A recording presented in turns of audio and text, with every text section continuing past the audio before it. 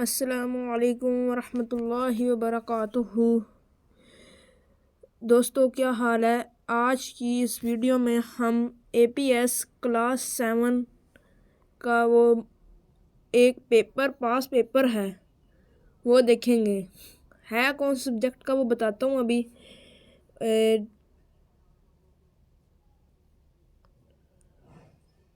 ये भी खुल रहा है, हम अभी इसको करते हैं स्टार्ट। इंग्लिश लैंग्वेज है तो हम इसमें देखेंगे सारे grammar, objective, comprehension, section C, section A, section B।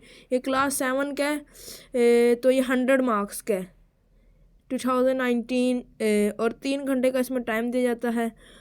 उसके बाद जो है 45 जो कॉम्प्रिहेंशन है वो 30 मार्क्स की है, ग्रामर 35 की है, और जो है कंपोजिशन में आ जाता है लेटर, ईमेल, ये सब कुछ आ जाता है। कंपोजिशन है 25 मार्क्स की, टोटल 100 मार्क्स हैं। सबसे पहले इसकी कॉम्प्रिहेंशन है। कॉम्प्रिहेंशन काफ़ी लंबी है, 4 पैराग्राफ हैं। वोकैबुलरी एंड पे दी हुई है जो मुश्किल लफ्ज़ हैं। उसके बाद कुछ आंसरों के क्वेश्चनों के आंसर करने हैं।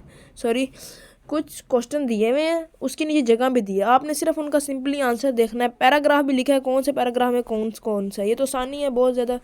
उसके बाद क्वेश्चन 2 में क्या कहते हैं, which word in paragraph 1 tell you that the path of the beach went to down hills. कौन सा पार्ट है, कौन सा वर्ड है जो कि बता रहा है कि जो बीच का, दरिया का जो रास्ता है वो पहाड़ों की तरफ जाता है। इस तरह ये कुछ क्वेश्चंस हैं उसके रिलेटेड।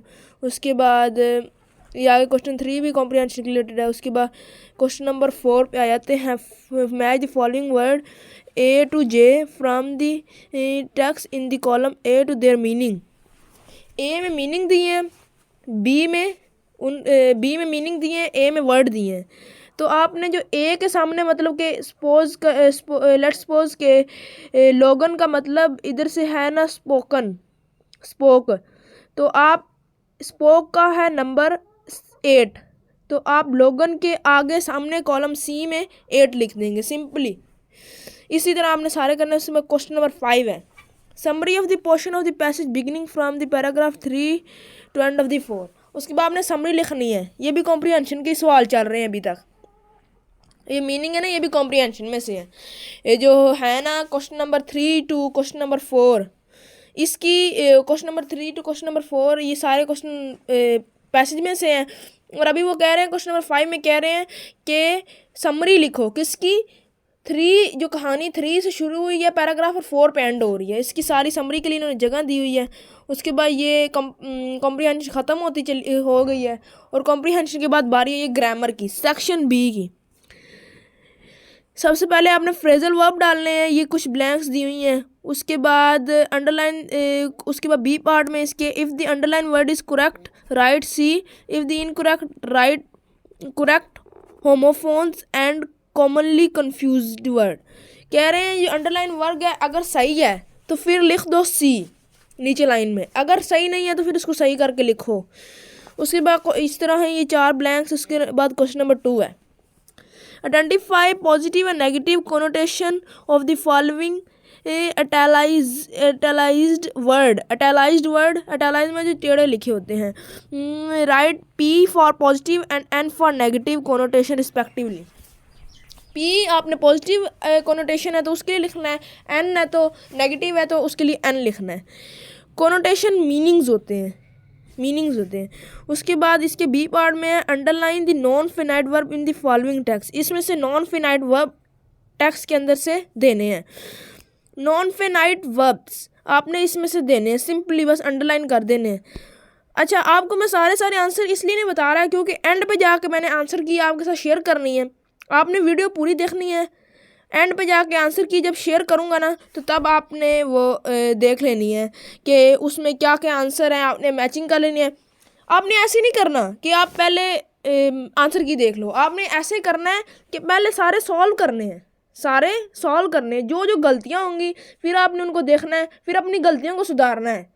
चीटिंग करने वाला सीन हो तो फिर तो वो बंदा लाइफ में कामयाब नहीं हो सकता। इधर तो आप कर लेंगे लेकिन फिर आगे मुश्किल होगी आपके लिए। उसके क्वेश्चन नंबर 3, पुट दे, हिज, हिम और इट, मतलब कि प्रोनाउंस लगाओ ये जो नीचे ब्लैंक्स दिए हैं इनमें। उसके बाद बी पार्ट में put that or what in the following sentence. इन सेंटेंस में for example I like everything that you cook, that आएगा इधर। सेंस से पता लग जाता है। इंग्लिश जो है ना, इंग्लिश जो है 45% ना सेंस है, मतलब कि जहाँ पे जिस चीज़ की सेंस बन रही है वो वहाँ पे आ जाता है।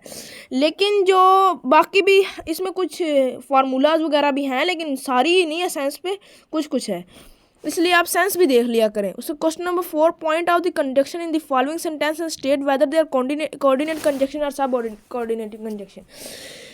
इसको जो सेंटेंस नीचे दिए मैंने क्वेश्चन 4 में 3, इनमें से आपने कंजक्शन पॉइंट करने हैं, कोऑर्डिनेट कंजक्शन और सब ऑर्डिनेट कंजक्शन। कोऑर्डिनेट वो होते हैं जो कि इंडिपेंडेंट क्लासेस को ना जोड़ते हैं, और जो सब ऑर्डिनेटिंग होते हैं उसमें एक इंडिपेंडेंट होता है, एक डिपेंडेंट होता है क्लास।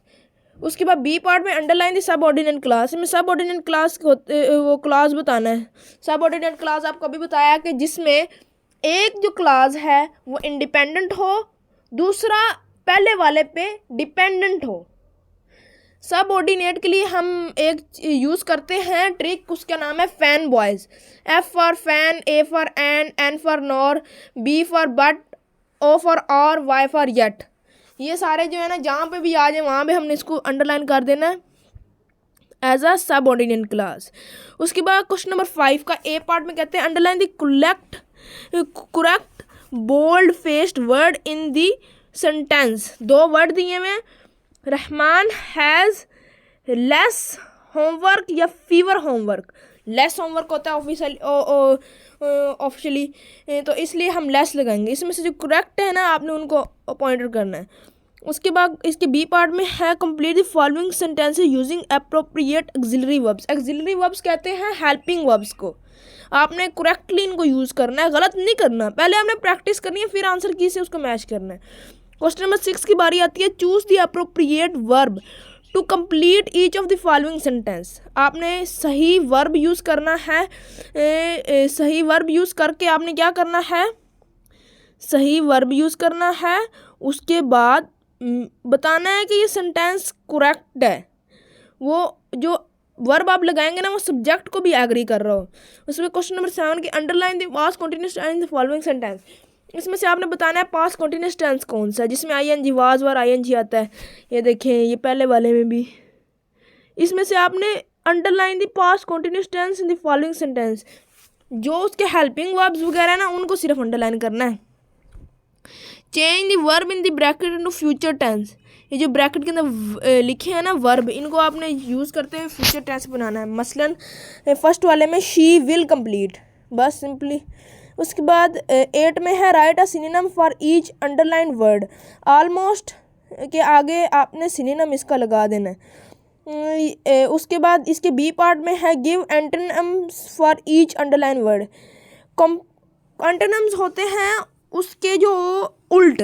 कॉम्प्लेक्स का इजी हो जाएगा, स्ट्रेंज का जो हम जिसको जानते हैं वो हो जाएगा, केयरफुली का अनकेयरफुली हो जाएगा, इंस्टॉल का अनइंस्टॉल, अननोन का नोन हो जाएगा simply.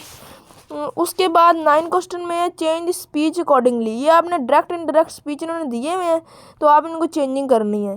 Change the voice accordingly, इसमें जो एक्टिव वॉइस पैसिव वॉइस दिए हैं उनको आपने चेंज करना है। अब ये ख़त्म हो गया है, ग्रामर पोर्शन ख़त्म हो गया। अब कंपोजिशन आ गई। कंपोजिशन में choose the following topic and right ऐसे बिटवीन 200 to 250 वर्ड्स। कह रहे हैं जो नीचे टॉपिक दिए हैं इनमें से कोई एक चूज़ कर लो और उसके ऊपर 200 से लेके 250 लफ्ज़ लिख दो, लफ्ज़ पे ऐसे लिख दो। सबसे पहला है वेटिंग फॉर द रिज़ल्ट। इसमें आप लिखेंगे आपकी क्या फीलिंग्स होती हैं, कि कैसा आपको डर लगता है मतलब कि रिजल्ट से पहले। उसके बाद ग्रैंड पेरेंट्स के इम्पोर्टेंट, उनकी लाइफ, उनके मतलब कि सब कुछ जो जो उनके रिलेटेड है। न्यू बस ड्राइवर, वो कैसा था, वो कितनी तेज़ चलाता था, वो मतलब कि हमें टाइम पे पिक करता था नहीं पिक करता था। इस पर ऐसे आपने लिखना है, ऐसे लिखना है। 200 to 250 वर्ड का होना चाहिए वो। उसके बाद क्वेश्चन 2 में write a letter to the government write a letter of encouragement to help your friend to get over the disappointment and strive to success in next time। आपने उसको, अपने दोस्त को क्या करना है, लेटर लिखना है, उसको इनकरेज करना है कि आप कर सकते हो, आप अगले एग्ज़ाम में करना। अभी इसके लिए जो पॉइंट्स उन्होंने दिए ना, जो चीज़ हमने इस लेटर में इंक्लूड करना है, लेटर की बॉडी में, you must include the following information. What was the competition about, competition किस बारे में था, where and when the activity were held, कब ये एक्टिविटी हुई, ये कंपटीशन कब हुआ, डिटेल ऑफ एक्टिविटीज़ की डिटेल। उसके बाद ये हमारा अभी पेपर ख़त्म हो गया, अभी आंसर की आपको दिखाने लगा हूँ। ये आंसर की ध्यान से देख लें, मैं आहिस्ता आहिस्ता वीडियो चला रहा हूँ ताकि आप तसल्ली से देख लें। ये देखिए, ये सब कुछ उन्होंने अंडरलाइन वगैरह सब कुछ किया हुआ है, तो आपने घबराना नहीं है, बस अच्छी तरह तैयारी करनी है। ये अगला इंग्लिश लिटरेचर का पेपर है, अगर आपने वो भी देखना है तो हमारे चैनल नेक्स्ट वीडियो पे वो आप विज़िट कर सकते हैं, in class 7 English literature paper 2024। Thank you guys, please like and subscribe my channel.